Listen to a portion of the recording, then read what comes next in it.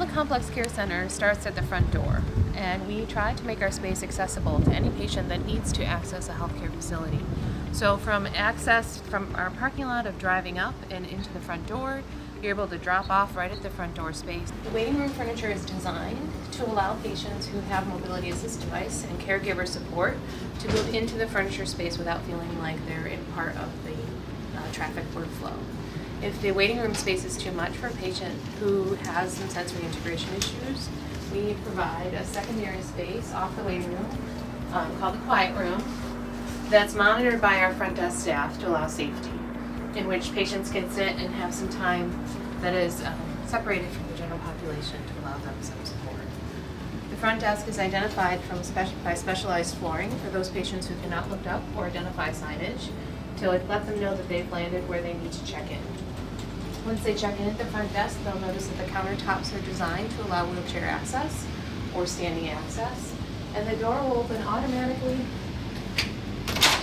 so they can navigate the space independently.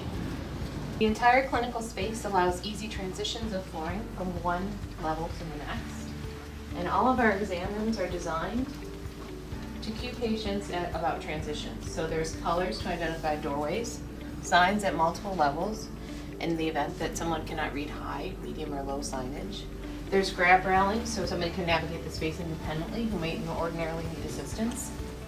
And once they enter an exam room, you'll notice that there's nothing outside of in the exam room space that could be distracting or otherwise dangerous to the patient. So all of our medical equipment is behind closed doors. Trash cans and linen bins are also contained within the space. We also designed the space so that we can incorporate multiple caregivers. So there's a phone in every room in case a caregiver cannot participate in a visit, that we can put them on speaker.